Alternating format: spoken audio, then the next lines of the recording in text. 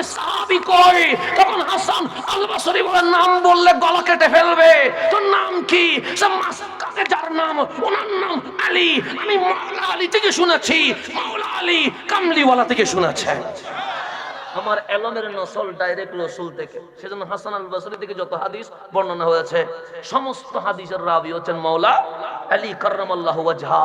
আর মাওলা আলী থেকে যা বর্ণনা হয়েছে, ওনার রাবি হচ্ছে রহমাতুল্লিল আলামিন। রহমাতুল্লিল আলামিন থেকে যা বর্ণনা হয়েছে, আল্লাহ বলেন, ওয়ামা ইয়ানতিকু আনিল হাওয়া ইন হুয়া ইল্লা ওয়াহয়ু ইউহা। টোটাল জিহ্বাটা নবীর ছিল, কালামগুলো নবীর নয়, কালামগুলো তো আমি মাওলা বের করে দিয়েছে। একটা সিলসিলা আছে না? নাই আছে। যেমন হুজুরের যদি সিলসিলা খোঁজেন, হুজুর থেকে শুরু করে বায়াতের সিলসিলা রসুল পর্যন্ত আছে না? নাই আছে। এটাই হচ্ছে আমাদের অহংকার, এটা হচ্ছে আমাদের গৌরব, এটাই হচ্ছে ইসলামের অস্তিত্ব। ইসলাম জুড়ে আসে নাই। আপনারা যদি বলি দাদার নাম কি, বলতে পারবেন, দাদার বাবার নাম কি, কিন্তু বলতে পারবেন না। এগুলো ভুলে যায়। মানুষের স্বভাব হচ্ছে ভুলে যাওয়া। সে কারণে আমি আছি, আমার ছেলে আমার নাম মনে রাখবে, আমার নাতি আমার নাম মনে রাখবে, এর পরের জেনারেশন আমার কবরও খুঁজি পাবে না।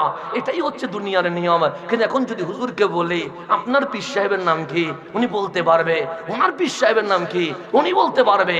ওনার পীর সাহেবের নাম কি, এখন বলতে বলতে গৌসে পাক পর্যন্ত চলে যাবে। গৌসে পাকের উপর থেকে চলতে চলতে মাওলা আলী চলে যাবে, মাওলা আলী হয়ে রসুল পর্যন্ত চলে যাবে। এটার নাম তরিকতে সিলসিলা। ঠিক একইভাবে কোরআন সুন্নাহর সিলসিলা আমাদের হয়ে, আকীদারও সিলসিলা আমাদের হয়ে নবী পর্যন্ত পৌঁছে গেছে। সেজন্য আমাদের নাম আহলে সুন্নাত ওয়াল জামাত। এটাই হক। কেন?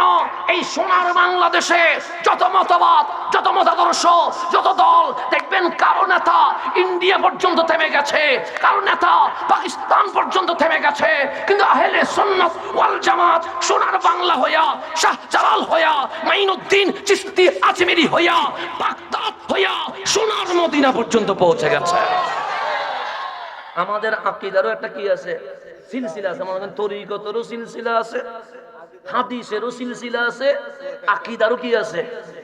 আহলে সুন্নাত ওয়াল জামাত এটা হক বলছি, উড়ে এসে জুড়ে বসে এরকম না। কারণ বাংলাদেশে অনেক দল আছে না? নাই আছে। জিজ্ঞেস করবেন আপনার দলের নেতার নাম কি, কেউ কেউ কার কোনো কোনো নাম বলবে। দেখবেন কোন নেতা ইন্ডিয়া পর্যন্ত গিয়ে থেমে গেছে, আর উপরে উঠে না।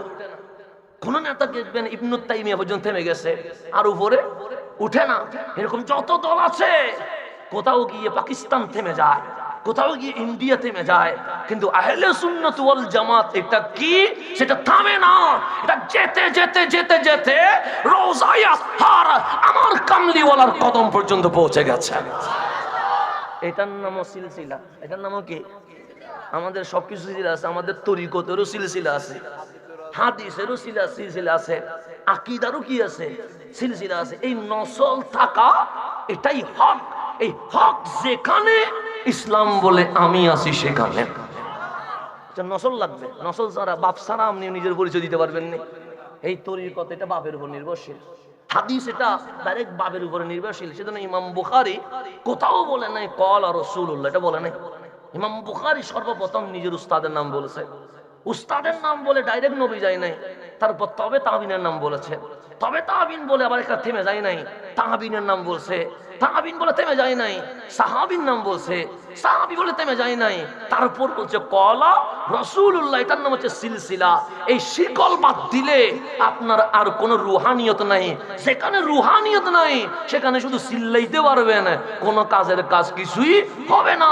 সেজন্য ইতিহাস খুলে দেখেন, খালিদ বিন ওয়ালিদ হইয়া, সালাউদ্দিন আইয়ুবী হইয়া, কুতুবউদ্দিন বখতিয়ার কাকি হইয়া, নাসিরউদ্দিন সিপা সালা হইয়া, এই ইসলামের যত বিজয় পৃথিবীতে এসেছে, সমস্ত বিজয়ের নেতৃত্ব কোনো বাতিল দেয় নাই, সব নেতৃত্ব আল্লাহর ওলিরা দিয়েছিল। আমি সিলসিলা খুলেন না, পুরো বিশ্বের ইসলামের বিজয়ের ইতিহাস খুলেন। সালাউদ্দিন আইয়ুবী নাম শুনলে আমরা এখনো ফিলিস্তিনের জন্য দোয়া করার সময় বলি, মালিক এই যুগে কি একটা সালাউদ্দিন আইয়ুবী দেওয়া যায় না? আমরা বলি কি বলি না? বলি। কেন? সালাউদ্দিন মানে বিজয়। যিনি আল আজহারকে আহলে সুন্নাত ওয়াল জামাতের উপর কি করেছেন? প্রতিষ্ঠিত করেছেন। ওনার নাম সালাউদ্দিন আইয়ুবী, যিনি ফিলিস্তিনের মসজিদ আকসা দখল করে মুসলমানের হাতে পুনরায় ফিরিয়ে এনেছেন, ওনার নাম সালাউদ্দিন আইয়ুবী। দেখবেন বাংলাদেশে যত ইসলামী দল আছে সবাই বলে আমরা সালাউদ্দিন আইয়ুবীর মতো মুজাহিদ হব। সালাউদ্দিন আইয়ুবীর ৮০ জন সেনাপতি। কয়জন? বাংলাদেশের সেনাপ্রধান কয়টা? একজন। কেন? বাংলাদেশ রাষ্ট্র কয়টা? একটা। নাসির হযরত সালাউদ্দিন আইয়ুবীর দেশ একটা না, পুরা ইসলামিক যত রাষ্ট্র আছে সমস্ত রাষ্ট্রের প্রধানের নাম সালাউদ্দিন। তো দেশ যখন বেশি, সেনাপতি কি একটা হবে না বেশি হবে? উনি সেনাপতি বানাইলেন ৮০ জন রে। কয়জন রে? আচ্ছা, জীবনী পড়ে না সেনাপতি যাকে তাকে আমির বানাইয়া দিয়েন না। ব্যানার বড় একটা দেখলে দৌড় দিয়েন না। ওদের দল মনে হয় এমপি বেশি, দৌড় দিয়েন না। ওদের দল থেকে মনে হয় মন্ত্রী হয়েছে, দৌড় দিয়েন না। দৌড় দেওয়ার বিষয় না। সালাউদ্দিন আইয়ুবী ৮০ জনরে কি বানাইছে? সেনাপতি বানাইছে। তোর মধ্যে 3 ভাগের 2 ভাগ হচ্ছে আমার গৌসে পাকের সরাসরি খলিফা। কয় ভাগের বললাম? 3 ভাগের কয় ভাগ? 2 ভাগ। সালাউদ্দিন আইয়ুবীর ৮০ জন সেনাপতির মধ্যে 3 ভাগের 2 ভাগ হচ্ছে সরাসরি। এই যে কাদেরি লিখছে, মহিউদ্দিন লতিফি আল কাদেরি, এই যে কাদেরি লিখছে, ওই গৌসে পাকের সরাসরি খলিফা হচ্ছে 3 ভাগের কয় ভাগ? আরেক ভাগ কি থেকে আনছে? আরেক ভাগ সেই সময়ের কুতুবুল আকতাব আহমদ আর রেফাই, ওনার সরাসরি খলিফা। তরিকতপন্থী ছাড়া সেনাপতি কি করে নাই? নির্বাচন করে নাই। এই গতকাল বাবা শাহজালালের উরুস গেছে কি যায় নাই? গেছে। উনি সোনার বাংলায় আসলেন। ওনার সাথে কয়জন ছিল? ৩৬০ জন তো ছিল, কথা ঠিক না? তোর মধ্যে শাহ পরাণ ডাইরেক্ট মামা বাগিনা, রক্তের সম্পর্ক। কিন্তু হযরতে শাহজালাল ইয়ামানি সোনার বাংলায় এসে যুদ্ধ যখন দরকার তখন সেনাপতি বানাইছেন কারে? কারে বানাইছেন? সৈয়দ নাসির উদ্দিন সিপাহসালাকে বানাইছে। কেন? ওনার আপন রক্ত রয়ে গেছে শাহপরাণ, ওনাকে বানাই নাই কেন? ৩৬০ আউলিয়ার মাঝে বাবা শাহজালালের অনেক রক্তে সম্পর্কের আপন জন রয়ে গেছে, কাউরে সেনাপতি বানাই নাই। যখন সেনাপতির দরকার তখন বাবা শাহজালাল শাহপরানের দিকেও তাকাই নাই, শাহ কামালের দিকেও তাকাই নাই। ডাক দিলেন, নাসিরউদ্দিন আপনি হবেন সেনাপতি। কেন? এই সোনার বাংলাদেশের ইতিহাস পড়লে দেখবেন সর্বপ্রথম এই সোনার বাংলাদেশে নবী বংশের ফুল আওলাদে রাসূল যিনি প্রবেশ করেছে ওনার নাম নাসিরউদ্দিন সিপাহসালাহ। বাবা শাহজালাল বলেন, নাসিরউদ্দিন সিপাহসালাহ আপনি নামেন কেন? আপনার শরীরে কামলিওয়ালার খুনে পাক রক্ত মোবারক লেগে গেছে, আপনি যদি নেমে যান ইসলামের বিজয় চলে আসবে। এগুলো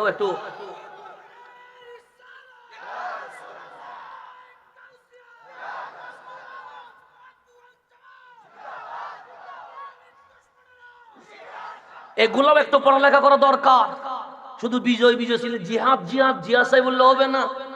জিহাদ এটা এজিদও চাইছিল, এই জিহাদের কোনো দরকার নাই। শুধু জিহাদ চিল্লাইলে হবে না, জিহাদ চিল্লানোর আগে দেখতে হবে আমিরটা আমার নবীর প্রেমিক কিনা।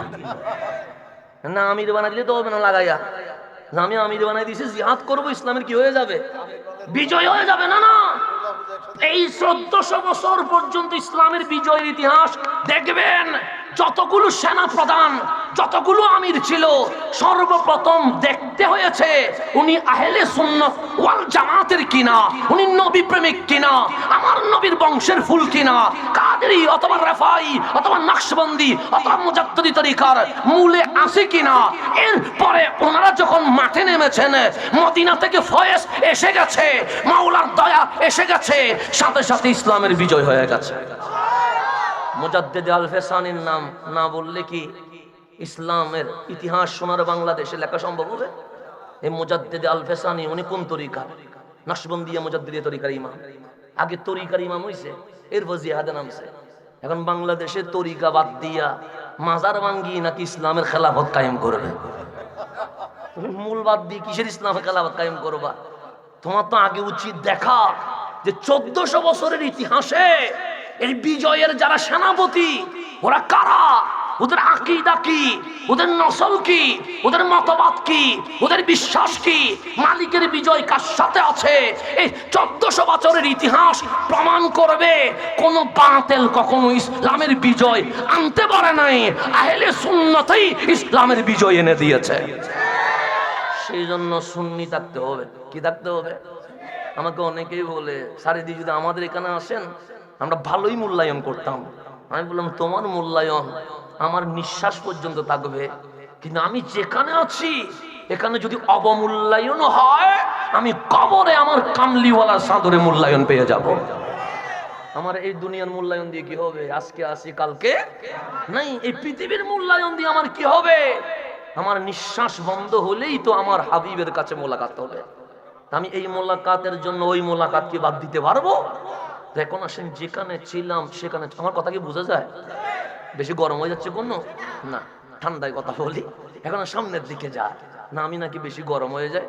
তো আমি খুব চেষ্টা করছি এখন নরম হয়ে যাওয়ার জন্য, কারণ বারবার গরম হইলে জামিল্লা বসে হুজুর এটা বেশি গরম হয়ে যায়। তা আমি বললাম লাইট যে জ্বলছে তার কয়টা, একটার নাম পজিটিভ আর একটার নাম, দুইটা যদি পজিটিভ লাগাই দেন এটা ফুরিয়ে যাবে না? আমার রসুলও বলেন আমার ডানেও একটা মন্ত্রী আছে, বামেও একটা মন্ত্রী আছে, একটার নাম সিদ্দিক আকবর আর একটার নাম ফারুক আজম। আমার সিদ্দিক ইব্রাহিমের মতো নরম হয়েছে, আমার ওমর মুসার মতো গরম হয়ে গেছে। কারণ নরমও লাগবে গরমও লাগবে, দুইটা লাগবে। শুধু নরম দিয়ে হয় না, মাঝে মাঝে গরমও কি আছে লাগবে। সিদ্দিক আকবর যখন শেষ সময়ে চলে আসেন বলেন আমি তো বিদায় নিয়ে যাব, আমার পরে খলিফা হিসেবে আমি ওমরকে নির্বাচিত করে দিয়েছি। ফয়সালা দিয়েছেন কোথায়? মিম্বরে। তো ফারুক আজম এটা তো গরম বেশি, অতিরিক্ত গরম। মুসা আলাইহিস ইসলামের গরম কিরকম এটা কিতাবে পড়তেছি। আমরা গরম হইলে চোখ লাল হয়ে যায়, মুখ লাল হয়ে যায়, চিল্লানি বাড়ি যায়, এতটুকু আর কি। এর চেয়ে তো বেশি কিছু হয় না। হয়তো বেশি গরম হলে তাপ পর লাথি দুই তিনটা পড়লেও পড়তে পারে, এতটুকু। এর চেয়ে কি বেশি যাবে? কিন্তু মুসা আলাইহিস ইসলামের গরম কিতাবে লিখতেছে উনি যখন গরম হয় ওনার চুল পাকড়ি থেকে বের হয়ে সোজা দাঁড়িয়ে যায়। এটার নাম মুসা আলাইহিস ইসলাম। এই গরম পাইছে কে? ফারুক আজম। বেশি গরম, এটা এক বিন্দু কম্প্রোমাইজ করতে রাজি নাই। ইহুদি আর মুসলমান দুইজনের পার্টনার ব্যবসা করে। কুমিল্লাতে এরকম পার্টনার আছে না? আছে। তো মদিনার দামি জিনিসের নাম ছিল পানি। কি জিনিস? পানি। এখন তো জমজমের পানির লাইনও চলে গেছে, তখন তো মরুভূমি, কোনো পানিই নাই। তো ইহুদি আর মুসলমান পার্টনারের মধ্যে মারামারি বাজি গেছে। ইহুদির কথা মুসলমানে মানে না, মুসলমানের কথা ইহুদি। এখন মুসলমানে বলতে চলো নবীর দরবারে যায়, উনি বড় আদেল ইনসাফকারী, কখনো বেইনসাফি করতে। তো ইহুদি বলতেছেন এটা তোমাদের নবী হইল, উনি তো রহমতুল্লিল আলামিন, আমার কোনো সমস্যা আসলে নবীর দরবারে। মুসলমান সমস্যার কথা বলল, আমার নবী বলে এক পক্ষের কথা বলে আমি বিচার করতে পারবো না।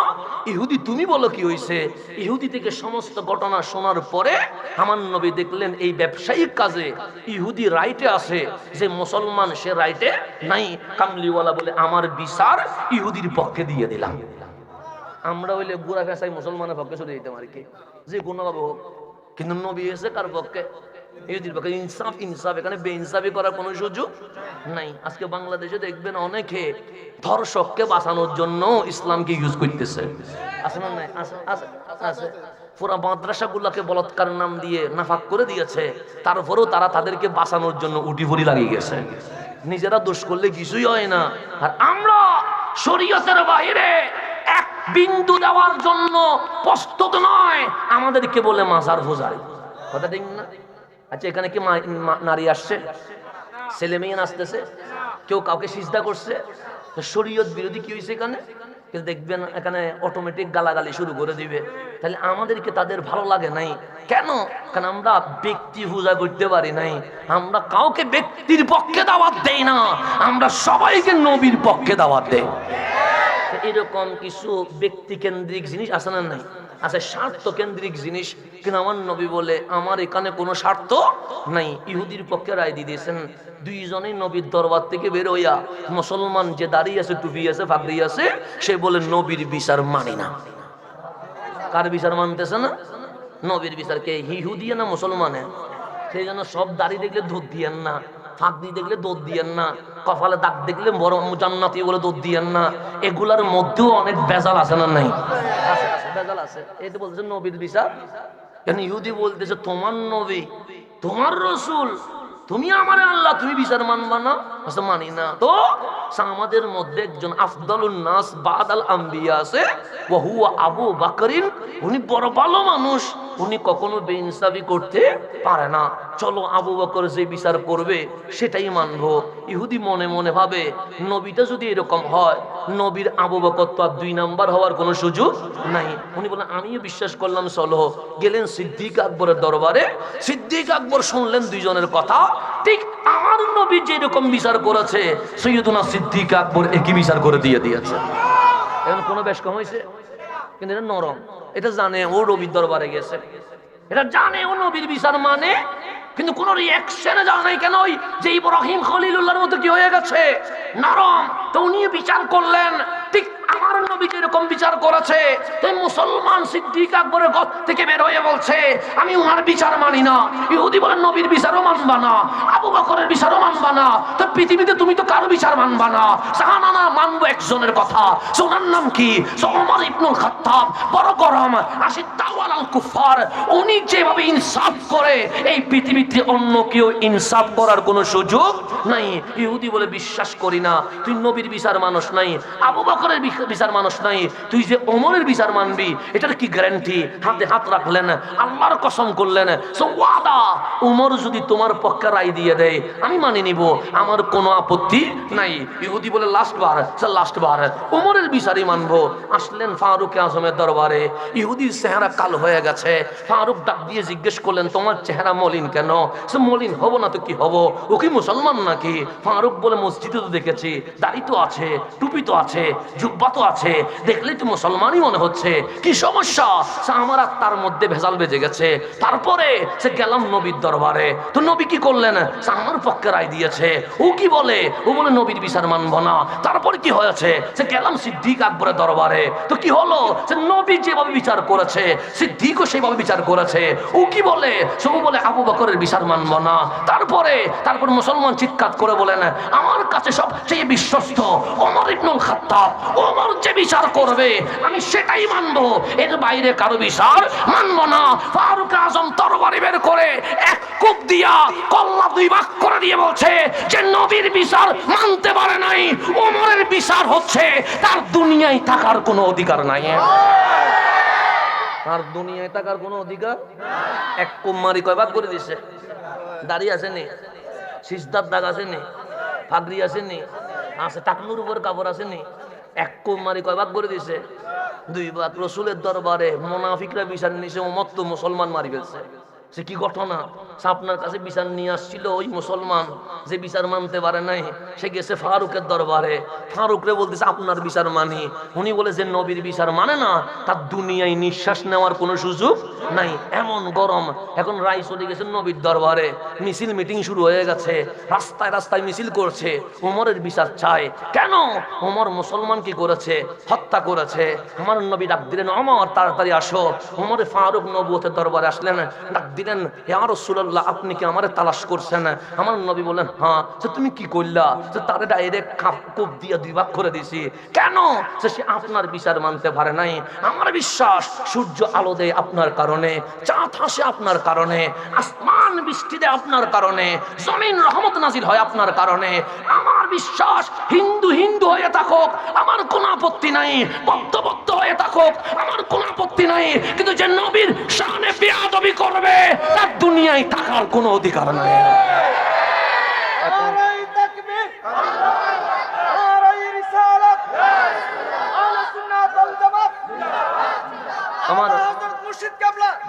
আমার নবী বলেন, ওমর আপনি ঘরে যাইয়া বসে থাকেন, বের হওয়ার দরকার। আপনি দেখেন মদিনা গরম হয়ে গেছে, তারা ব্যানার বানাই ফেলছে, পোস্টার করে ফেলছে, মিছিল কি করে দিয়েছে, শুরু করে দিয়ে। মিছিলের বিষয় কি? ওমর কারে মারছে? মুসলমান মারছে। কারে মারছে? তাই হত্যার বদলে কি হইতে হবে? হত্যা হইতে হবে। এখন পোস্টার ব্যানার সাহায্য দিছে, সবাই আসলেন নবীর দরবারে, মিছিল চলতেছেন, ওমর হত্যা করছে, ওমর হত্যা করছে। আমার নবী ডাক দিয়ে বললেন, তোমরা কি চাও? সে বিচার চায়। কিসের বিচার? আপনারই ওমর একজন দাড়ি টুপি জুব্বা ফাগড়িওয়ালা কে মেরে হত্যা করে দিয়েছে। এখন হত্যার বদলে কি করতে হবে? হত্যা করতে হবে। তো তোমরা কি বিচার চাচ্ছ? বলছে হ্যাঁ। আপনার দরবারে আমরা কি করলাম? নালিশ করলাম। আমার নবী বলেন নালিশ আমি নিলাম, বিচার আমি করব না, আমি আল্লাহর আদালতে পাঠাই দিছি। এখন আল্লাহর ফয়সালা আসা পর্যন্ত আর কোনো মন্তব্য করার সুযোগ নাই। তোমরা তোমাদের ঘরে চলে যাও, ওমরের ঘরে চলে যাও, মালিকের ফয়সালা যেটা আসবে সেটার উপরে কি হবে? বিচার হবে। 10 মিনিট যায় নাই, জিবরিল আমিন চলে আসছে, ডাক দিলেন মালিকের বিচার কফি চলে এসেছে। আমার নবী বলে কি কফি? আল্লাহ বলছে ফালা ওয়া রাব্বিকা, হাবিব ওমর তো মুসলমান মারে নাই, ওমর তো সঠিক কাজ করেছে। যে নবীর সামনে বেয়াদবি করে সে কখনো মুসলমান হইতে পারে না। সুতরাং আমার রায় ওমরের পক্ষে চলে গেছে। কার রায়? আল্লাহর রায় কার পক্ষে চলে গেছে? তো এইরকম গরম জজবাওয়ালা মানুষ রে সিদ্দিক আকবর বলতেছে আমার উপরে উনি কি হয়ে যাবে? খলিফা হয়ে যাবে। 3-4 জনের কাফানি শুরু হয়ে গেছে, তারাই গেছে। সিদ্দিক আকবর বলেন কিছু বলবেন? আপত্তি আছে। কি আপত্তি? ওমর ভালো মানুষ, আমাদের কোনো সমস্যা নাই, কিন্তু যে গরমের গরম একটু থেকে একটু হইলে তরবারি বাইরে যায়, এটা যদি খলিফা হয় তাহলে আমাদের 12টা বাজি যাবে।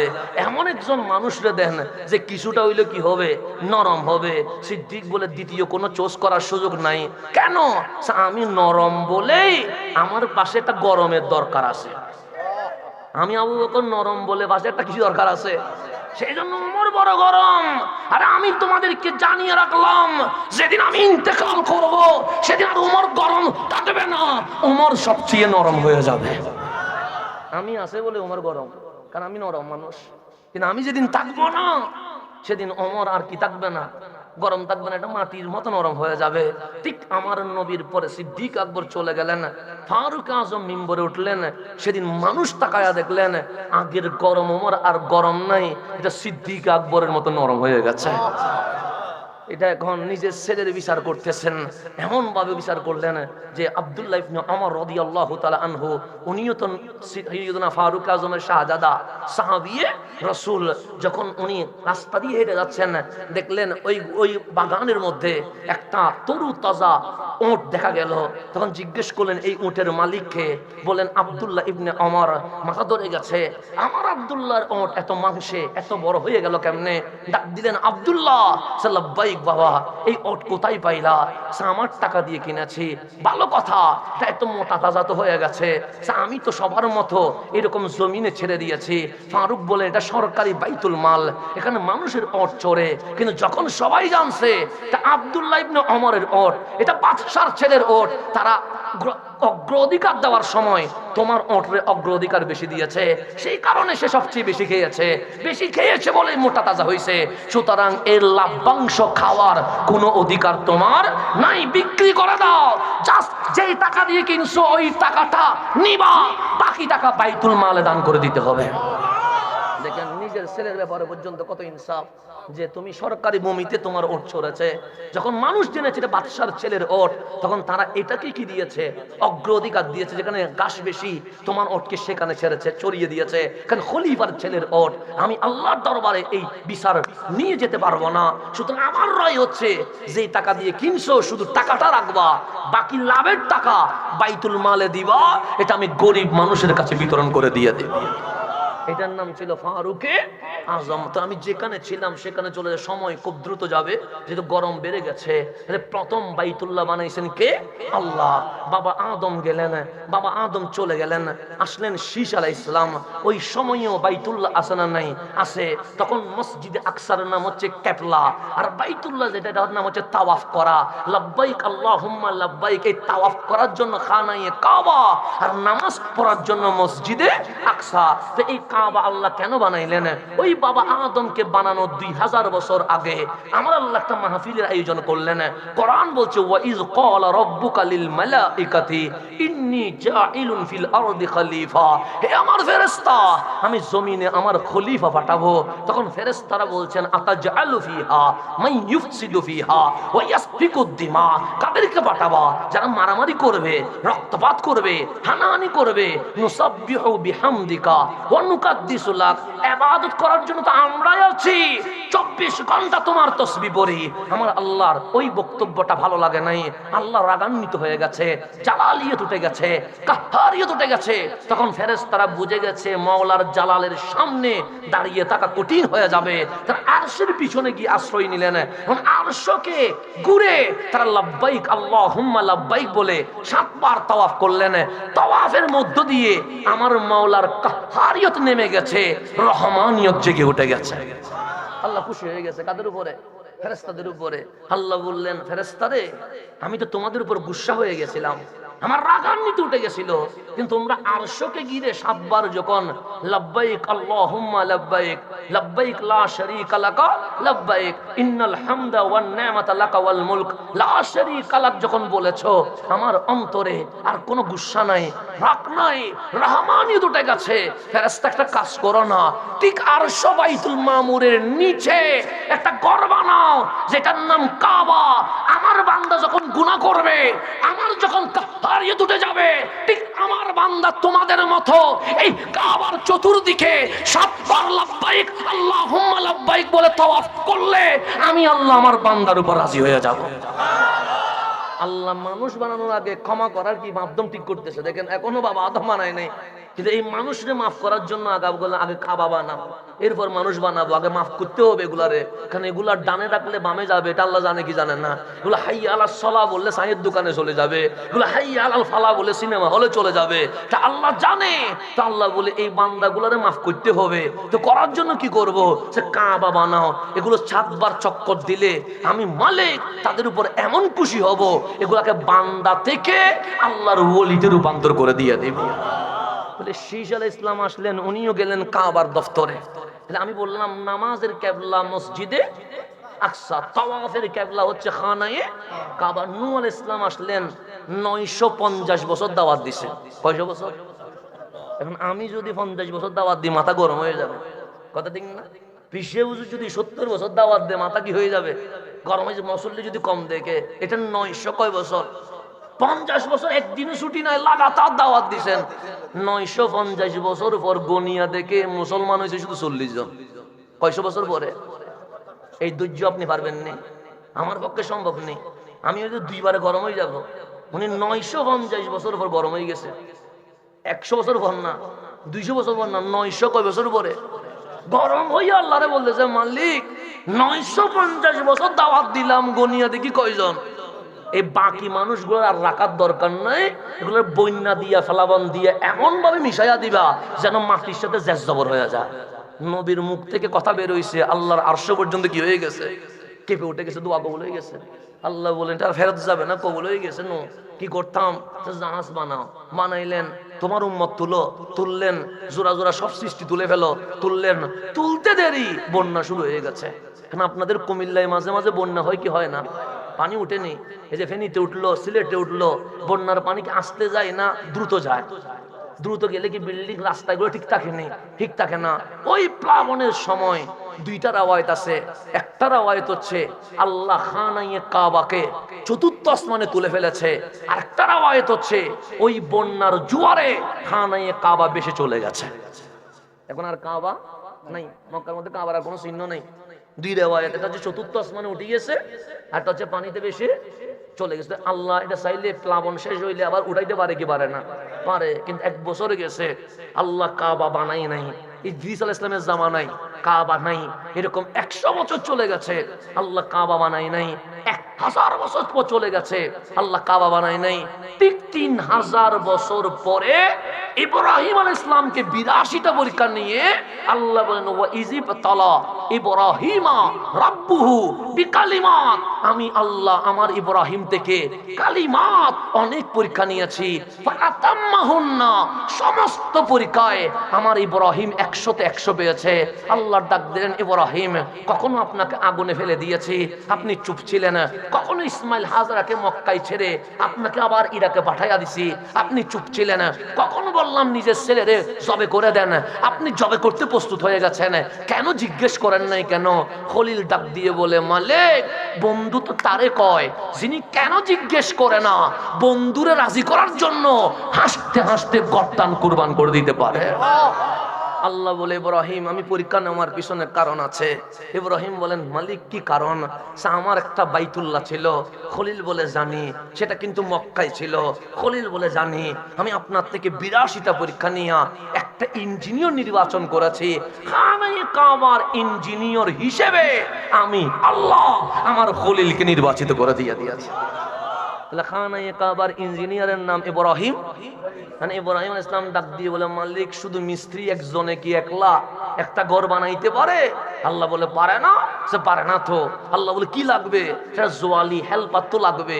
আল্লাহ ইব্রাহিম খলিলুল্লাহ আর হেল্পারের নাম ইসমাইল জবিহুল্লাহ। আল্লাহ স্বপ্নের মধ্যে দেখাইলেন আমার ঘরটা এইরকম ছিল। তো ওনারা স্বপ্ন থেকে উঠে সকালবেলা বাবা ছেলে দুইজনে নিচে থেকে ড্রয়িং সাজাইলেন। সাজাইয়া দেখলেন নিচ থেকে উপরে উঠবে। বিল্ডিং কি উপর থেকে নিচে নামে না নিচ থেকে উপরে উঠে? নিচ থেকে উপরে উঠে। খলিল চিন্তা করলেন নিচের কাজ আমি আর আমার ছেলে তো করে ফেলবো ইনশাআল্লাহ, কিন্তু উপরে তো একটা সিঁড়ির দরকার আছে। সিঁড়ি দিয়ে কাবার দেওয়ালে লাগায়া পা লাগায়া কাজ করবে এটা মানায় না। তো খলিল বলেন একটা পাথর লাগবে, যেই পাথরে দাঁড়ায়া আমি উপরে উঠবো আর আমার ইসমাইল ইট পানি বালি দিবে, আমি আস্তে আস্তে উপরে কাজ শেষ করব। এটা পাথর নিয়ে আসলেন। যেই পাথরের কথা আমি বলি নাই, আল্লাহ বলছেন ইন্না আউওয়ালা বাইত উদিয়া লিন-নাস লাল্লাযী বিবাক্কা। হে আমার বান্দা, ওই মক্কায় মানুষের জন্য যে ঘর বানাইছি এই ঘরের নাম বাইতুল্লাহ, যেটা মক্কায় মুবারাকান। ওই ঘরের মধ্যে বরকত আছে। ওয়া হুদাল লিল আলামিন। বিশ্ব জগৎ যদি হেদায়েত চায় আমি আল্লাহ কাবার ভিতরে হেদায়েত রেখে দিয়েছি। ওই কাবার ভিতরে ওই কাবার আশেপাশে হাজরে আসওয়াদ আছে, জমজম আছে, মিনা মুজদালিফা সাফা মারওয়া আরাফা অনেক নিয়ামত আছে না নাই? আছে। কিন্তু আল্লাহ যখন কাবার কথা বলছে সাথে বলছে ফিহি আয়াতুম বাইয়িনাত। ফিহি ওই কাবারই মাঝে আছে আয়াতুম বাইয়িনাত, সুস্পষ্ট নিদর্শন। নাম কি? সে মাকাম ইব্রাহিম। যেখানে কাবার কথা বলছে আল্লাহ সেখানে মাকাম ইব্রাহিম নামক পাথরের মাহফিল করা শুরু করে দিয়েছে। আমি যে স্কুল মাঠে আসছি অনেক পাথর আছে না নাই? কোন পাথরকে ধরে সোমা দিচ্ছেন নি? দিবেন কখনো? আমি যদি এখানে ওঠার সময় পাথর একটা ধরে সোমা দিই, লতিফ হুজুর আর এখানে স্টেজ উঠতে দিবে?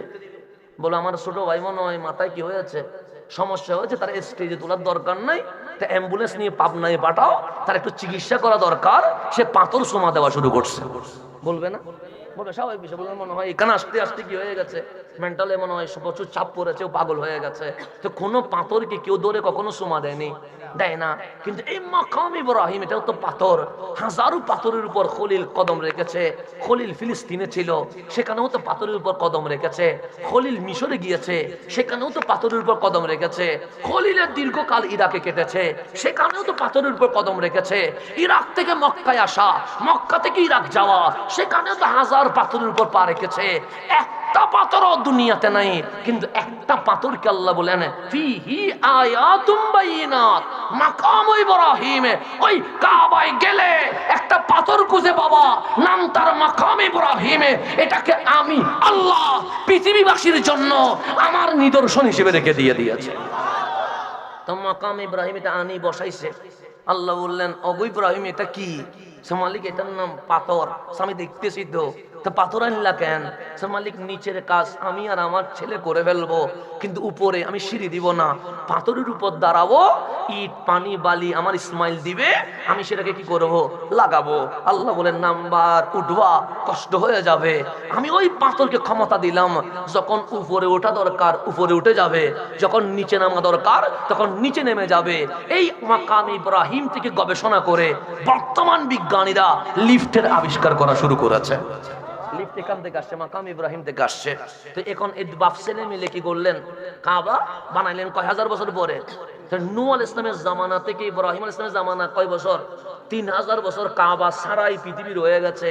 3000 বছর পরে মাকাম ইব্রাহিমে দাঁড়ায়া খানায়ে কাবার কাজ যখন শেষ করলেন, আল্লাহর এখন হ্যান্ড ওভার করতেছে, মালিক রব্বানা তাকাব্বাল মিন্না। আমি আর আমার ছেলে মিলে তোমার ঘর তুমি যেভাবে ড্রয়িং করেছো সেভাবে কষ্ট করে করেছি, দেখো না হয়েছে কিনা। আল্লাহ বলে এমন বানাইছো যেভাবে আমি বানাইছিলাম সেভাবে, বড় খুশি হয়েছি। খলিল তোমার কাজ মালিকের দরবারে কবুল হয়ে গেছে। এখন এই বিদ্যালয়ের কাজ শেষ করে ইঞ্জিনিয়ার কি এখানে ঘুমাই গেছে না চলে গেছে? চলেই তো যাবে। আল্লাহর হ্যান্ড ওভার যখন করে দিছে আর কোনো কাজ আসেনি, তখন উনি নামে যাচ্ছে। আল্লাহ বলেন কম ইয়া ইব্রাহিম, দাঁড়াও না, তাড়াহুড়া কিসের? সে মালিক, কাজ তো হ্যান্ড ওভার হয়ে গেছে, তুমিও রাজি হয়ে গেছো, আমি চলে যাচ্ছি। আল্লাহ বলে একটা আজান দিয়ে দাও না, যাতে আমার বান্দাগুলো আসে। ইব্রাহিম বলে এখানে ডানে বামে সামনে পিছনে কোনো মানুষ নাই, আজান দিলেও বাপ ছেলে আসি, আজান না দিলেও আছি, তো এখানে আজান দিয়ে কি হবে? আল্লাহ বলে আজান দেওয়া তোমার কাজ, পৌঁছাইয়া দেওয়া আমি আল্লাহ নিজের দায়িত্ব হিসেবে নিয়ে নিয়েছি। ওই যে আজান দিছে খলিলে, আমরা ছিলাম কোথায়? রুহের জমিনে। ওই আজানে আমি আপনি লাব্বাইক বলেছিলাম, সেই জন্য আমরা মুসলমান হয়েছি। আপনি যে বলতেছেন বাংলাদেশে অনেক হিন্দু আছে না, তোমরা মুসলমান হয় নাই কেন? অনেক বৌদ্ধ আছে না, মুসলমান হয় নাই কেন? অনেক নাস্তিক আছে না, মুসলমান হয় নাই কেন? 800 কোটি প্লাস মানুষ, 200 কোটি মানুষ মুসলমান, 1000 কোটি মানুষ অমুসলিম রয়ে গেছে, আপনি মুসলমান হলেন কেন? ওই খলিলের আজানে যারা লাব্বাইক বলেছে কিয়ামত পর্যন্ত তারা মুসলমান হিসেবে থাকবে। এটা খলিলের আজানের পাওয়া। আজান শেষ হয়ে গেছে, আজান কি তাহলে হ্যান্ড ওভার হয়ে গেছে, আজানও হয়ে গেছে, উনি নেমে যাচ্ছে। আল্লাহ বলে স্যালারি নিবা না? খলিল বলে মালিক যাত্রার সাথে কি স্যালারি নেওয়া যায়? লতিফ হুজুর যদি আমার দাওয়াত দেয় বলে অ্যাডভান্স পাঠাবো, তা আমি কি বলবো? যাত্রার সাথে কি অ্যাডভান্স নেওয়া যায়? কথা ঠিক না? একটা তো হাদিয়ার দাবি করাও তো একটা কিছু মানুষ তো আছে, যাত্রার সাথে তো আর বলতে পারবো না। উনি আমার কল করে বলছে হাসান তোমার বিকাশ নাম্বারটা দাও, আমি কি পাঠাই? আমি বলছি আপনি নিজে অ্যাডভান্স, আমাকে আর অ্যাডভান্স পাঠানোর দরকার নাই। তো এটা কি যাত্রার সাথে করবো না? কিছু মানুষ আছে আছে আবার যাকে তাকে বলবো না, আবার অন্য মাহফিল নিলে বলবো অ্যাডভান্স পাঠাও, কারণ তুমি আবার 2 দিন আগে বলবো মাহফিল হচ্ছে না, মাহফিল আবার যাই দিবা।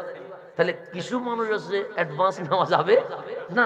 তো হুজুর আমায় কল করে বলছে হাসান বিকাশ নাম্বারটা দাও ভাই, আমি তোমারে কি করবো? অ্যাডভান্স করবো। মানুষ অ্যাডভান্সের দরকার নাই, আপনি আমার অ্যাডভান্স, আর দ্বিতীয় অ্যাডভান্সের কোনো দরকার নাই। আপনি বিকাশ নম্বর নিয়ে কি করবেন? সুতরাং নেওয়ারও দরকার নাই, অ্যাডভান্সে কি করিয়েন না, পাঠাইয়েন না। তাহলে এইরকম কিছু লেনদেন আছে না? নেই আছে, যেখানে কথা বলার কোনো সুযোগ নাই, যেখানে দাবি করার কোনো সুযোগ। তো খলিল বলে মালিক এটা কি বলছেন? আপনার থেকে স্যালারি নিব। আল্লাহ বলে আমি স্যালারি দিব না, শুধু উইথ বোনাস দিয়ে দিব। খলিল আজকে যা চাইবা মালিক তাই দিতে থাকবো। এটা কাবার, তোমাকে কাবার স্যালারি দিব, তুমি কি হালকা দামি হালকা জিনিস চাইও না, চাইলে দামি জিনিস চাও। আল্লাহ বললেন আমি কিছু অফার করি।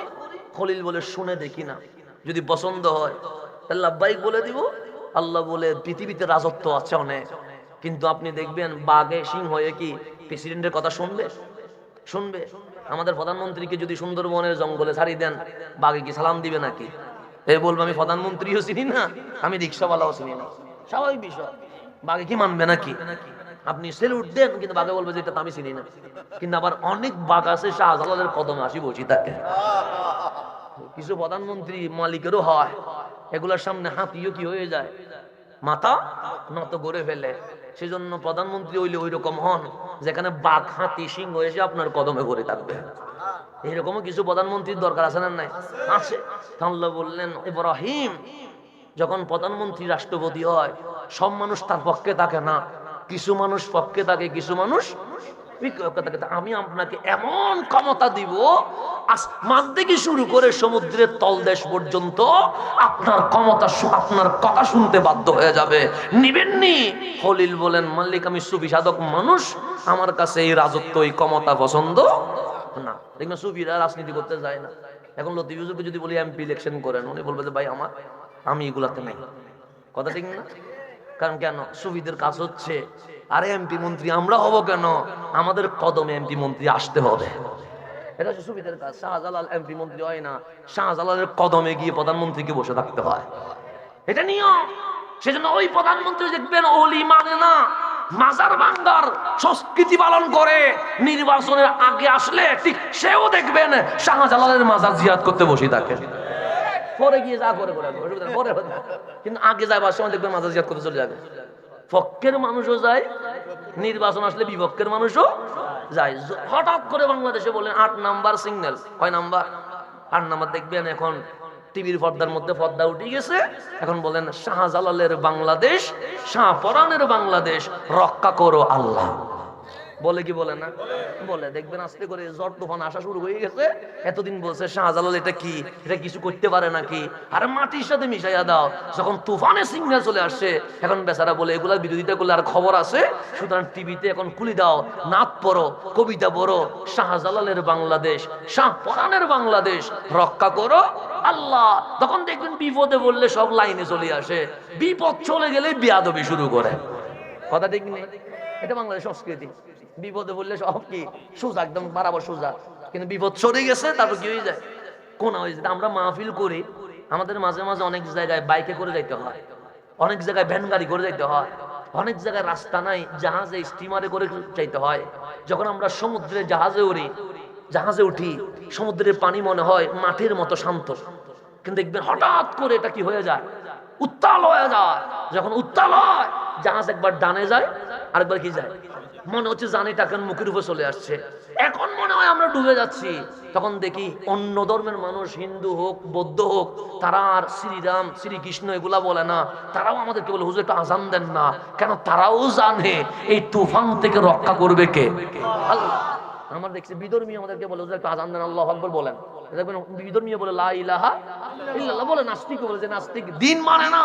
যখন সমুদ্রের মধ্যে জাহাজ এরকম লড়াচড়া শুরু করে, নাস্তিকে বলে কিসের আবার নাস্তিকতা, এখন আমার যিনি বাঁচাবে উনি লা ইলাহা সব। এখন নাস্তিকও বলে লা ইলাহা ইল্লাল্লাহ, মুসলমানও বলে লা ইলাহা ইল্লাল্লাহ, বিধর্মীও বলে লা ইলাহা। সমুদ্র ঠান্ডা হয়ে গেছে, জাহাজ আসি পারে নামছে, পারে নামা মাত্রই হিন্দু আবার শ্রীরাম শুরু করে দিছে। কথা ঠিক না? বৌদ্ধ আবার গৌতম বুদ্ধের কাছে চলে গেছে, নাস্তিক আবার নাস্তিক হয়ে বসে আছে। তো বিপদে তখন পড়ছে, তখন আল্লাহ ছাড়া আর মুখ দিয়ে কিছু ভাই, বিপদ চলে গেছে, আল্লাহরে কি হয়ে গেছে। তো আল্লাহ বলছে বান্দা আমি জানি তুই বিপদে পড়লে নাক সোজা, বিপদ চলে গেলে আবার কি হয়ে যাস, বাঁকা হয়ে যাস। কিন্তু করোনার সময় লকডাউন, আমরা ভয় পেয়ে গেছি, শাটডাউন, মসজিদ বন্ধ, আমরা ভয় পেয়ে গেছি। অসংখ্য তরুণ যুবক মসজিদের দরজা ধরে ধরে বলছেন মালিক এবারের জন্য মাফ করে দাও, আমরা ওয়াদা করছি নামাজ পড়বো। লকডাউন চলে গেল, শাটডাউন চলে গেল, তরুণ কিন্তু আর মসজিদে যাইতে পারে নাই, পারছেনি কেন? বিপদে কিন্তু নাক সোজা ছিল। এখনো ভিডিও গুলো আছে, মসজিদে দরজা ধরে ধরে কি করতেছে, চিল্লে চিল্লে কান্না করতেছে। কিন্তু এখন লকডাউন আছে, শাটডাউন আছে, কিন্তু আমার যুবক ভাই মসজিদে যাইতে পারে নাই কেন? বিপদে বললে সোজা, বিপদ চলে গেলে আবার বাঁকা হয়ে যায়। এটা আমাদের সিস্টেম। ইব্রাহিম খলিলুল্লাহ আযান দেওয়ার পরে আল্লাহ বলেন ক্ষমতা নিবা, খলিল বলেন মালিক আমার কাছে এগুলো ভালো লাগে না। আল্লাহ বলেন তাহলে জান্নাতের বাদশা বানায়া দি। খলিল বলেন এটাও আমার লাগবে না। আল্লাহ বলে ওরে খলিল আমি যে 2 অফার করেছি এগুলো সবগুলো বড় বড় অফার, একটা এমপি হওয়ার জন্য মানুষ কোটি কোটি টাকা খরচ করে, তোমারও তো একটা এমপি নয়, একটা দেশের রাষ্ট্রপ্রধান নয়, আমি বিশ্বের ক্ষমতা দিতে চাইছিলাম, তুমি সেটাও নিলা না। তোমার আমি জান্নাতের বাদশা নিতে চাইছিলাম, তুমি সেটাও নিলা না। খলিল বলেন মালিক আমারে চাইতে দাও না। আল্লাহ বলে তুমি চাইবা? খলিল বলেন আমি চাইবো। আল্লাহ বলে চাও। সে মালিক বড় দামি জিনিস চাইবো। আল্লাহ বলে দুনিয়ার ক্ষমতা দিয়ে চাইলাম নিলা না, জান্নাতের বাদশা করতে চাইলাম নিলা না, এর চেয়ে আরো দামি জিনিস চাইবা, সে এর চেয়ে আরো দামি জিনিস চাইবো। আল্লাহ বলেন আমি দিব। তখন খলিল বলেন ইসমাইল তুমি কিন্তু কোনো আওয়াজ করবা না, শুধু আমিন বলবা, যা বলার আমি বলবো। আমি হইলে বলতাম আমার আব্বারে আপনারটা আপনি বলেন, আমারটা আমি বলি। কথা ঠিক না? আমি হলে তো বললাম আল্লাহ যখন অফার করছে শুধু আপনি দিবেন কেন, আমিও তো কিছু বলবো। কিন্তু ইসমাইল জাবিউল্লাহ বললেন লাব্বাইক, বাবা আপনি যা বলবেন বিপরীতে আমি আমিন ছাড়া আর কিছুই বলবো না। খলিল বললেন মালিক দাঁড়াই আছি কাবার সামনে, হাত তুলছি তোমার দরবারে, একটা জিনিস দাও আমারে, রব্বানা ওয়া বাআস ফীহিম রাসূলা, আখেরি পয়গম্বর যিনি আসবে খলিলুল্লাহর বংশে হাবিবুল্লাহকে দিয়ে দাও। আমার এমপিগিরি লাগবে না, মন্ত্রীগিরি লাগবে না, রাষ্ট্রপতি লাগবে না, আমার লাগবে রহমতুল্লিল। আল্লাহ বলে চাওয়ার মতো তো চাইতে পারছো, তুমি এমন চাইয়া ফেললা দুনিয়াও তোমার আখিরাতও তোমার। সেজন্য নামাজে দরুদ পড়তে গেলে যখন এই রসুলের নাম ধরেন সেখানে খলিলের নামটাও লাগে। কেন? সে খলিল তো হাবিবের জন্য দোয়া করছিল। এখন বলেন মাকাম ইব্রাহিম এটা পাথর নি, পাথর তো নাকি? তা আমি যে এখান দিয়ে আসছি এটা তো মাটি, পাথর শক্ত বেশি না মাটি শক্ত বেশি? পাথর শক্ত বেশি। তো এই যে মাটি দিয়ে হাঁটি আসলাম, কোন মাটিতে আমার পায়ে চিহ্ন আছে? হুজুর হাঁটি আসছে, হুজুর চিহ্ন আছে নাই, তাহলে মাটিতে নাই, পাথরে ভরা সম্ভব হবে? খলিল হাজারো পাথরের উপর পা দিছে, কোন পাথরে পায়ের চিহ্ন নাই, কিন্তু মাকাম ইব্রাহিমের চোখ তুলি দেখলাম খলিলের পায়ের চিহ্ন না, পুরা ফাঁসও গর্ত হয়ে গেছে। ফাঁসও কি হয়ে গেছে? যারা গেছে তারা দেখছেন, আমি যদি মিথ্যা বলি আপনারা সাক্ষী দিবেন। পুরা পাথরটাতে গর্ত হয়ে গেছে, খলিলের পাটা কি হয়ে গেছে? গর্তে দেবে গেছে। তো এতবার কাবায় গেলেন, পাথরকে জিজ্ঞেস করেন নাই কেন? তুমি তো পাথর, খলিল তো অনেক পাথরে পা দিছে, কোন পাথরে পায়ের চিহ্ন নাই, তুমি একদম মোমের মতো গর্ত হয়ে গেলা, খলিলের পা দেবে গেছে। তো মাকাম ইব্রাহিম আপনারে বলবে আমি পাথর, খলিল আমার উপর দাঁড়ায়া কাবা সংস্কার করেছে, তখন আমি নরম হই নাই। খলিল আমার উপর আযান দিয়েছে, তখন আমি নরম হই নাই। কিন্তু খলিল যখন দাঁড়ায়া বলছে রব্বানা ওয়া বা'আস ফীহিম রাসূলা, আমার কামলিওয়ালা নবীর নাম যখন ধরেছে, নবী তাই আদব, তখন আমি পাথর মোমের মতো হয়ে গেছি, খলিলের পা আমি পাথরের মধ্যে দেবে গেছে। পাথর পর্যন্ত নবী চিনছে।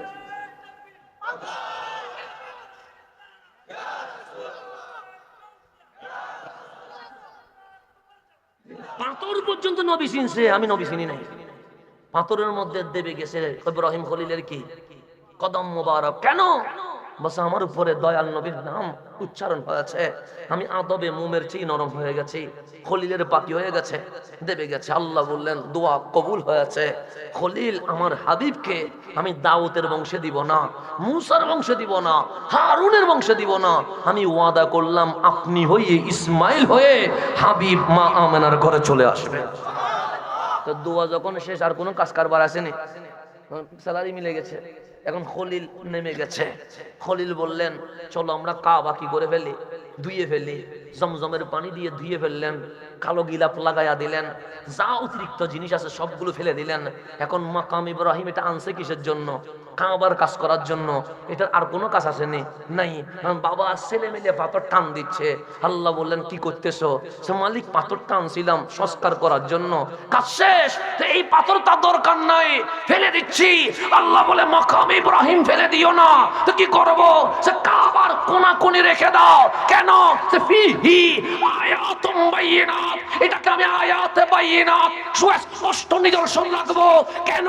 আরে সেই পাথরের উপর আমার নবীর মিলাদের দোয়া হয়েছে, কাবা যতদিন থাকবে পাথর ততদিন থাকতে থাকবে। আল্লাহ পাথর রাখি দিয়েছে, মিলাদুন নবীর দলিল। কিসের দলিল? মিলাদুন নবীর দলিল। এখন পাথরের উপর নবীর নাম উচ্চারণ হওয়ার কারণে পাথর কি হয়ে গেছে? রয়ে গেছে কাবার সাথে। এরপরের আয়াতে আসেন, আমি কথাকে আরো সংক্ষিপ্ত করতেছি, আমার সংক্ষিপ্ত করার কারণ কথা অনেক বেশি। আল্লাহ বলেন ওয়া ইজ জাআলনাল বাইতা মাসাবাতান লিন্নাস ওয়া আমনান, হে আমার বান্দা আমি খানায়ে কাবাকে মুসলমানের, আমার বান্দাদের প্রাণ কেন্দ্র, মিলন কেন্দ্র বানাইছি, ওয়া আমনান নিরাপত্তার স্থান বানাইছি। এর বলছে ওয়াত্তাখিযু মিন মাকামি ইব্রাহিমা মুসাল্লা, তোমাদেরকে আমি অর্ডার করছি, আদেশ করছি, এই যে মাকাম ইব্রাহিম আছে এটাকে তোমরা মুসাল্লা হিসেবে গ্রহণ করবা। সেই জন্য পৃথিবী থেকে যতজন উমরায় যাবে প্রত্যেকের উপর ওয়াজিব এই মাকাম ইব্রাহিমকে সামনে নিয়ে 2 রাকাত নামাজ পড়তে হয়। কয় রাকাত? এই 2 রাকাত নামাজ পড়া কি ওয়াজিব। এটা কি ওয়াজিবুত তাওয়াফ। নফল বললে অনেকে বাদ দিত, সুন্নত বললে অনেকে বলে দরকার নাই, কিন্তু আল্লাহ বলে না ওয়াজিব করি দাও। কেন? জিতে মানে না ইতো যেন কি বলে নামাজ। কাকে কাকে সামনে নিয়ে? ওয়াত্তাখিযু মিন মাকামি ইব্রাহিমা, কাকে? মাকাম ইব্রাহিমকে সামনে নিয়ে নামাজ পড়তে হবে। কয় রাকাত? 2 রাকাত। এটা নফল নয়, সুন্নত নয়, ওয়াজিব। তো মালিক এই নামাজের নাম কি? শুকরানা নামাজ। মালিক শুকরানা তো নফল হয়, হয়তো সুন্নত হবে, ওয়াজিব হইল কেন? কারণ একটাই, যারা বাংলাদেশে মিলাদুন নবী মানবে না, অন্তত এই মাকাম ইব্রাহিমের সামনে গিয়ে নবী পাওয়ার শুকরিয়ায় তাকে নামাজ পড়ে হলেও মিলাদুন নবী পালন করতে হবে। নামাজ পড়ি হইল মিলাদুন, আল্লাহ বলে এভাবে না খাইলে এভাবে খাওয়াও, তারপর তোরা খাইতে হবে। তুই সুজা খাস নাই, তোর আমি গুড়াই খাওয়াম, তোর মক্কায় নিয়ে মিলাদুন নবী করাম। নামাজ এটা বাদ দিতে পারবেন না। হুজুরে জিজ্ঞেস করে এটা কিসের নামাজ? অনেকে বলে ঈদুল ফিতরের নামাজ আছে, ঈদুল আজহায় নামাজ আছে। মিলাদুন নবীর নামাজ কই? মিলাদুন নবীর নামাজ হচ্ছে মাকাম ইব্রাহিমের সামনে প্রত্যেকটা দিন যে 2 রাকাত করে ওয়াজিব নামাজ, এটাই হচ্ছে মিলাদুন নবীর নামাজ। কে বলে মিলাদুন নবীর নামাজ নাই? মিলাদুন নবীর নামাজ আছে, 24 ঘন্টা চলতেছে নামাজ। আপনি নামাজ নাই কিভাবে বললেন? দেখি উল্টান তো আমার কথা, এটারে উল্টাই দেন, উল্টান এটারে। ওয়াত্তাখিযু মিন মাকাম ইব্রাহিম মুসাল্লা। খলিলের জামানায় আবার কাবা সংস্কার হয়ে গেছে। এরপর আসেন আমি গুরুত্বপূর্ণ যে কথাটা বলতে রাখলাম সেটাই বলে শেষের দিকে চলে যায়, কেন আপনাদেরকে বেশিক্ষণ বসায় রাখলে আবার গালি দিবেন। তারপর আসেন হাসান আল বসরি বলছেন, ক্বালা আল ইমাম হাসান আল বসরি, হাসান বসরি বলছেন এই খানায়ে কাবা কে গেছে যে কুল্লু নবিয়্যিন মিনাল আম্বিয়া আলাইহিমুস সালাতু ওয়াস সালাম ইজা কাযযাবাহু কওমুহু খারাজা মিন বাইনি আযহুরিহিম ইলা মক্কা।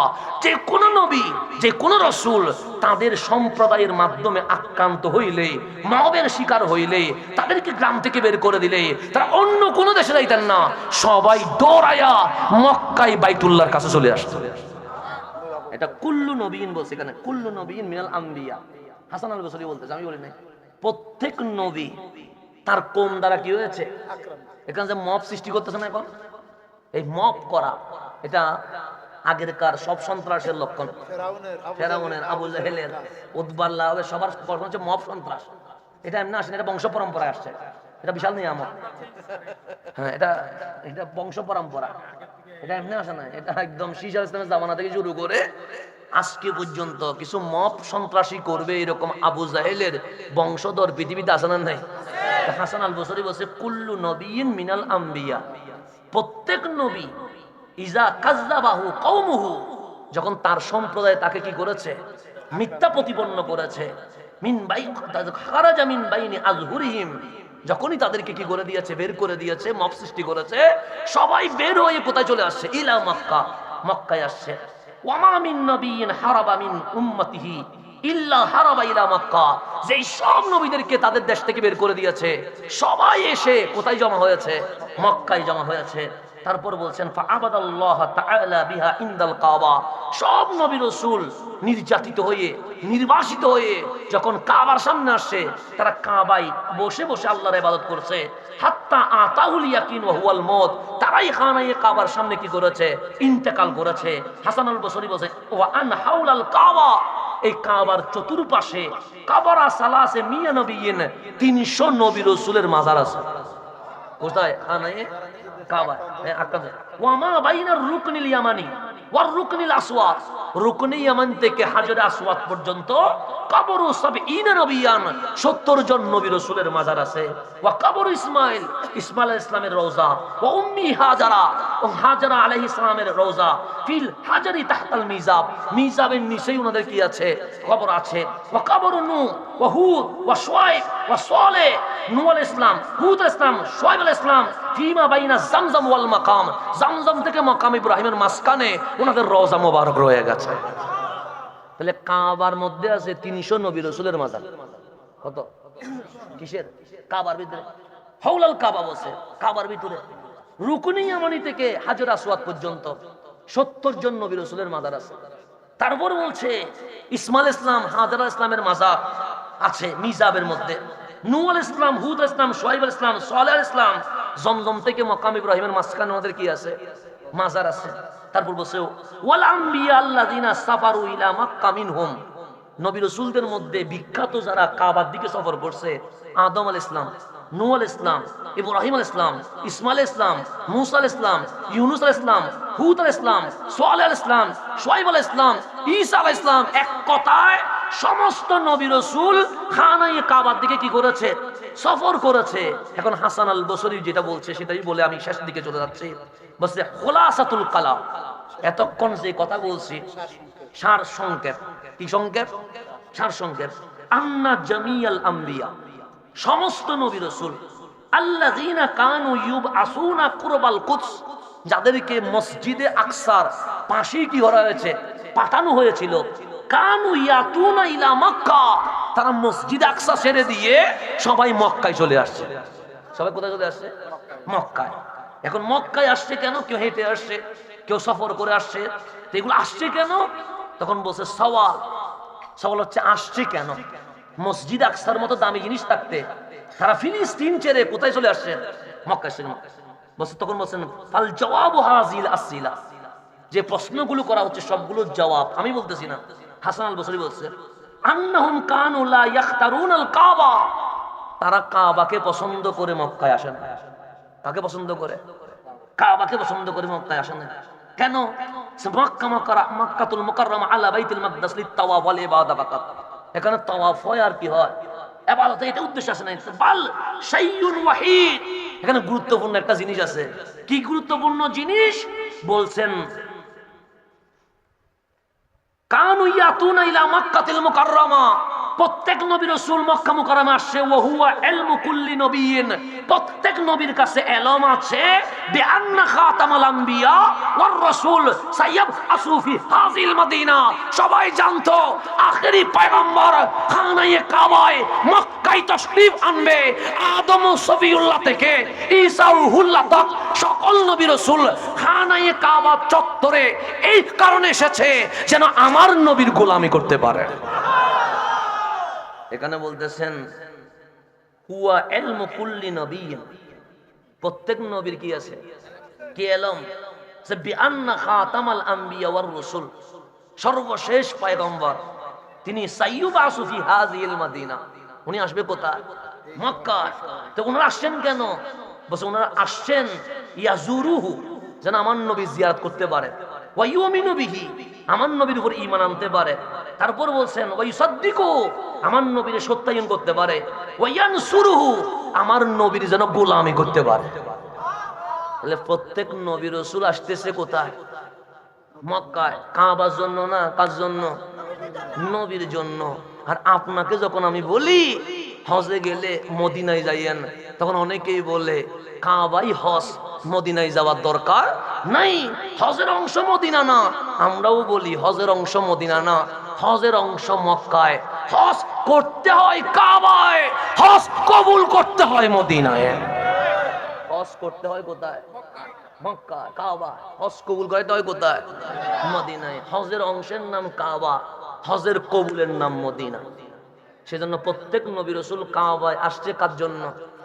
আর আপনি নবী ভাইয়া ফতোয়া দেন কাবায় গেছো মদিনায় যাওয়ার দরকার নাই। আপনি ফতোয়া দিচ্ছেন কাবায় গেছো মদিনায় যাওয়া, আর আদম আলাইহিস সালাম বলছে তোদের উপর লানত। আমি আদম 300 বছর হাঁটি হাঁটি কাবায় গেছি নবীর জন্য। মুসা আলাইহিস সালাম কাবায় আসছে নবীর জন্য, আর আমরা নবী বাদ দিয়ে কাবা ধরতে বসে আছি। সেজন্য উসমান যুন্নুরাইন যখন 6 হিজরিতে হুদাইবিয়ার মাঠ থেকে মক্কায় আসছে, মক্কাবাসী বললেন উসমান কাবার তাওয়াফ করেন। উসমান রাদিয়াল্লাহু আনহু বলেন না, আমি তাওয়াফ করব না। কেন? নবীরে পিছে দিয়ে কাবা সামনে নিতে পারবো না। উনি নবীর কাছে চলে গিয়ে বলেন ইয়া রাসূলুল্লাহ, আমারে ওরা বলছে কাবা তাওয়াফ করতে, তো করো নাই? না করি নাই। কেন? ওই কাবা দিয়ে কি করব যেখানে আমার মুস্তাফা নাই। আর আমাদের বাংলাদেশে ফতোয়া শিখাচ্ছে মদিনায় যাওয়ার দরকার। এই মদিনা থেকে যেদিন সম্পর্ক ছিন্ন করে ফেলছে সেদিন থেকে মুসলমান মায়ের খাওয়া শুরু করছে। আজকের মাহফিল থেকে আমাদেরকে শিক্ষা নিতে হবে, আবার মুসলমান যদি মদিনা মুখী হয়, নবী মুখী হয়, ইসলাম আর পরাজয় হবে না, ইসলামের জিতানো শুরু হয়ে যাবে। সেজন্য তরিকতের পীর মাশায়েখ যারা আছেন, আজকের সদরে জলসা আমাদের লতিফি হুজুর সহ সমস্ত পীর মাশায়েখ বলছেন মদিনামুখী হও, মদিনামুখী হও। কেন? বিজয় এখান থেকে আসে না, বিজয় মদিনা থেকে আসে। আল্লাহ যেন আমাদেরকে বুঝার তৌফিক নসিব করে। কথা কি বেশি কঠিন হয়ে গেছে? আল্লাহ যেন বুঝার তৌফিক নসিব করে। আমিন। ওয়া আখির দাওয়ানা আনিল হামদুলিল্লাহি রাব্বিল আলামিন। আসসালামু আলাইকুম ওয়া রাহমাতুল্লাহি ওয়া বারাকাতুহু।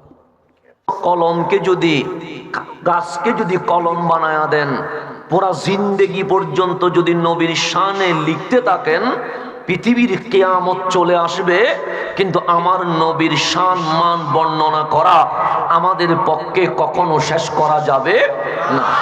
এই হজের মাস শুরু হয়ে গেছে, অনেকেই কাবার দিকে রওনা হয়ে গেছে, অনেকে হাওয়ার পথে আছে না নাই? আছে। তো আজকের মাহফিল যেহেতু হুজুর বলেছেন আমরা এখানে অন্য কোনো কিছু কাজ করছি না, কোরআন সুন্নাহর কথাগুলো পৌঁছানোর কি করতেছি, চেষ্টা করছি। তো আমিও চাইবো মাহফিল যেমন, জলসা যেমন, তাকরীরত যেমন তেমন না হইয়া কোরআন সুন্নাহ মোতাবেক যেন হয়। তো আল্লাহ তাবারক ওয়া তাআলা পাক কোরআনে নিজেই মাহফিল করেছেন। বান্দা, যে কাবা তোমরা দেখতে পাচ্ছ, এই কাবা পরে হয় নাই। যেমন স্কুলটা পরে হয়েছে, কুমিল্লা নামটা পরে হয়েছে, বাংলার স্বাধীনতাটা পরে হয়েছে, কিন্তু আল্লাহ পাক কোরআনে বলছে ইন্না আউওয়ালা বাইত উদিয়া লিন-নাস লাল্লাযী বিবাক্কা। হে আমার বান্দা, ওই মক্কায় যে ঘর দেখতে পাচ্ছ এটার নাম বাইতুল্লাহ, খানাই কাবা। এটা কেউ বানায় নাই, মাওলা কে বানিয়েছে? আল্লাহ বলে যখন আদম আলাইহিস সালাম দুনিয়ায় আসে নাই, এর আগে ইন্না আউওয়ালা বাইত, আমি আল্লাহ নিজে পবিত্র কাবা বাইতুল্লাহ আমি আল্লাহ নিজেই বানিয়ে দিয়েছি।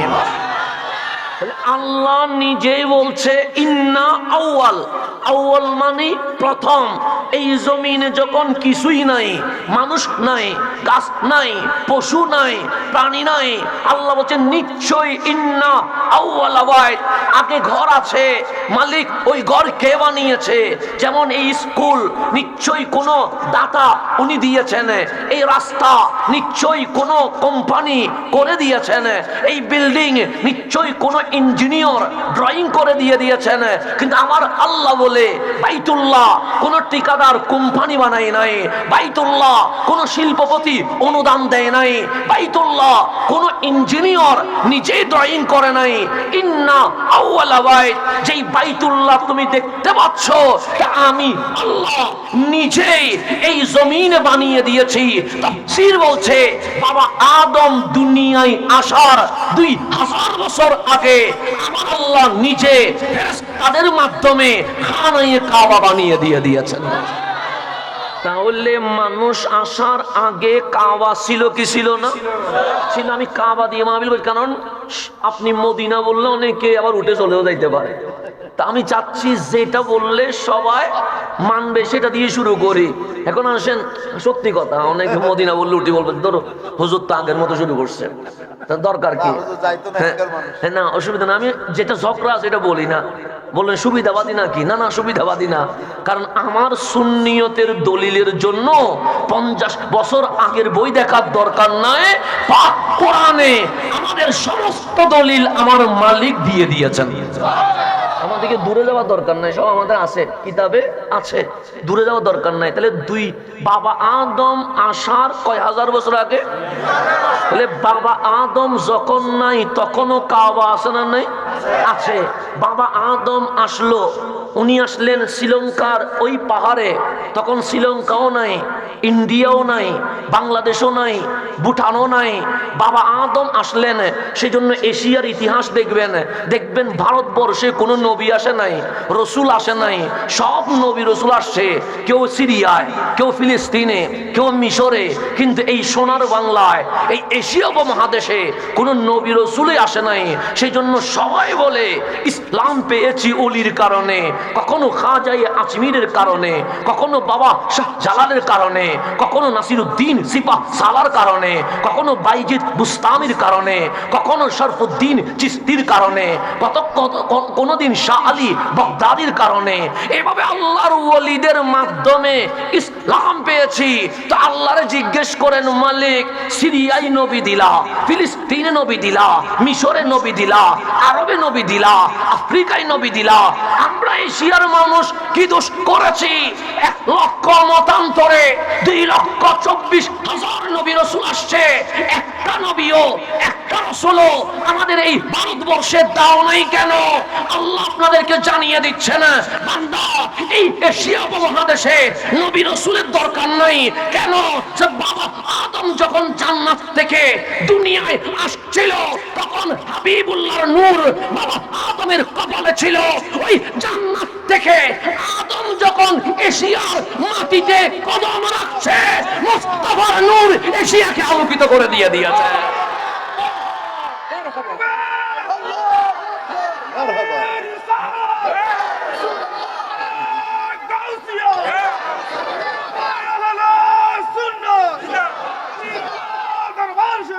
আমার রাসূলের নূরের ফোকাস যেটা বাবা আদমের কপাল হয়ে নসল বা নসল বাবা আব্দুল্লাহ মা আমেনা হয়ে দুনিয়ার জমিনে এসেছেন। ওই নূরের ফোকাস জান্নাত থেকে যখন শ্রীলঙ্কার জমিনে নামছে, ওই নূর এই এশিয়া উপমহাদেশকে আলোকিত করে দিয়েছে। সেই কারণে সোনার বাংলায় ভারতবর্ষে অস্ত্র লাগে নাই, বোমা লাগে নাই, কাটতে হয় নাই, পাথর মারতে হয় নাই। এইভাবে নবী রাসূল চলে গেছে। কামলিওয়ালা ভবিষ্যৎবাণী করেছে হিন্দুস্তান ইসলামের ভূমি হবে। তাও বছরের পর বছর চলে গেছে। আমার নবীর নূর, আমার নবীর নসল, আমার নবীর আওলাদ, আমার নবীর বংশধর খাজা মাইনুদ্দিন চিশতি আজমেরি সানজারি যখন ঢুকে গেলেন, শাহজালাল ইয়ামানি যখন ঢুকে গেলেন, নাসিরউদ্দিন সিপাহসালা যখন ঢুকে গেছেন, ওনাদের ভাষা ছিল একরকম, আমাদের কথা ছিল একরকম। খাজা মাইনুদ্দিন কি বলে আমরা বুঝি না, শাহজালাল কি বলে আমরা বুঝি না, নাসিরউদ্দিন সিপাহ। সবাই দরুদ শরীফ পাঠ করব। আল্লাহুম্মা সাল্লি আলা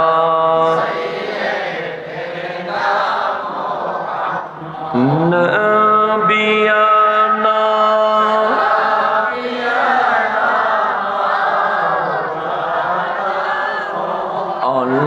আল্লাহুম্মা সাল্লি আলা নাবিয়ানা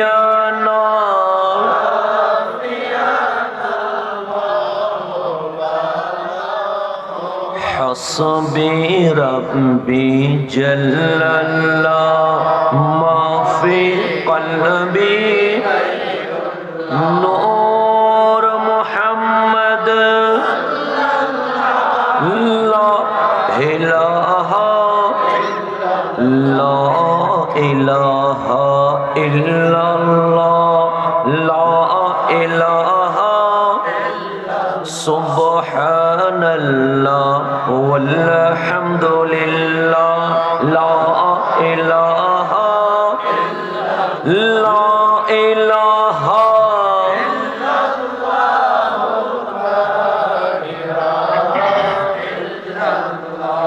লা ইলাহা ইল্লাল্লাহু মুহাম্মাদুর রাসূলুল্লাহ সাল্লাল্লাহু আলাইহি ওয়া আলিহি ওয়াসাল্লাম। লতিফিয়া যুব ফোরাম খুশবাস বরুড়া কুমিল্লা শাখার ব্যবস্থাপনায় আপনাদের সকলেরই অংশগ্রহণে মহাপবিত্র ঈদে মিলাদুন নবী সাল্লাল্লাহু আলাইহি ওয়াসাল্লাম উদযাপন উপলক্ষে সাথে সাথে শহদায়ে কারবালার স্মরণে দ্বিতীয়বারের মতো এই নূরানি মহতি মেহফিলের মান্যবর সদরে জলসা মেহমানে আলা অলিতলা লতিফিয়া দরবার শরীফের সম্মানিত পীর সাহেব, পীরে তরিকত, रहनुमाई शरीयत, हादिये दीन व मिल्लत, अल्लामा मुफ्ती काजी मुहम्मद गुलाम महिउद्दीन लतीफ़ी अल कादरी मुद्दा जिल्लुहुल आली सह उपस्थित सम्मानित हजरात उलमाई कराम, অতিথিবৃন্দ, বিশেষ করে জিনাদের জন্য এখানে এসেছি আল্লাহ প্রেমিক, নবী প্রেমিক, ওলি প্রেমিক সম্মানিত শ্রোতা মণ্ডলী, পর্দার অন্তরালে মা ও বোনেরা আমার সালাম গ্রহণ করবেন।